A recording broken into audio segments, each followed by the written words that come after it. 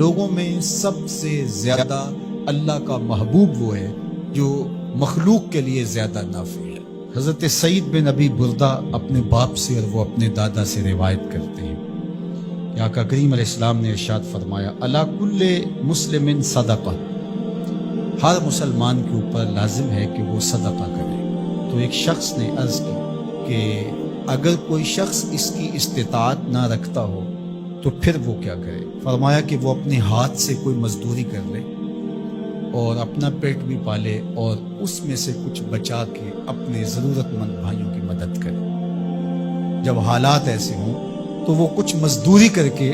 ان کے درد کا مداوع کرے۔ عرض کی حضور اگر کوئی یہ بھی نہ کر پاتا ہو تو آقا کریم نے ارشاد فرمایا وہ کسی مشکل میں پھنسے ہوئے شخص کی، کسی حاجت مند کی ضرورت کو عملاً پورا کر دے،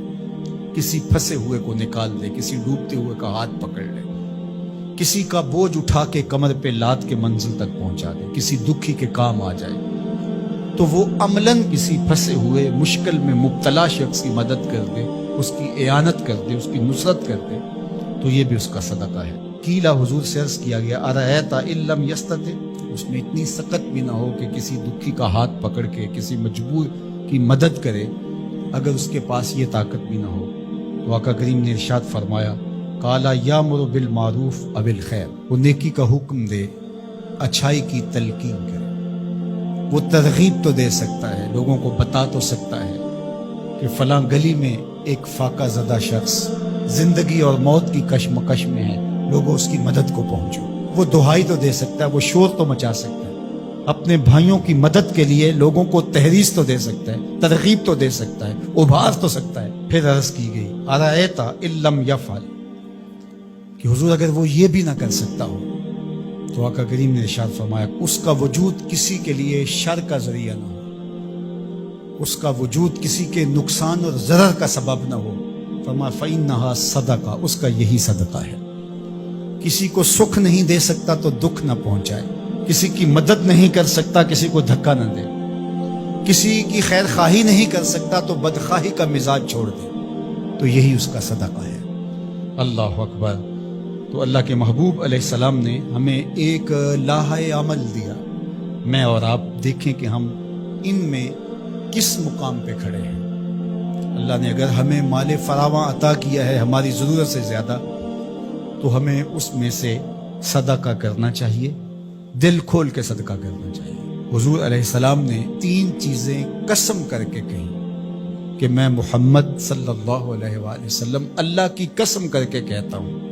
ما نقصا مال عبد من صدقہ، صدقے سے مال کبھی کم نہیں ہوتا۔ اور سنو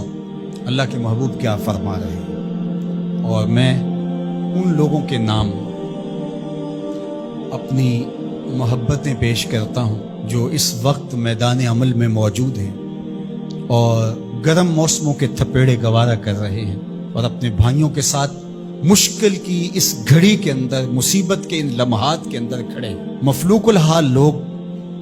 اپنی غربت، لاچاری، بیماری، بھوک، ننگ، افلاس کی وجہ سے بعض اوقات تہذیب بھی کھو بیٹھتے ہیں، لیکن اس کے باوجود اس پہ صبر کرنا اور ان سے الجھنے کی بجائے ان سے محبت اور شفقت سے پیش آنا۔ ہمارے 3 کارکن زخمی ہو چکے ہیں، پتھراؤ کیا گیا مختلف جگہوں پہ،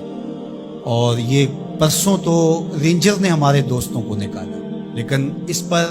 تکلیف ضرور ہوئی، لیکن غصہ اس لیے نہیں ہے، خدا نہ کرے اس مشکل میں ہم پھنسے ہوں تو ہمارا روح سخن کیا ہو۔ پیچھے بچے بھوک سے مر رہے ہوں، پیاس سے تڑپ رہی ہوں بیٹیاں،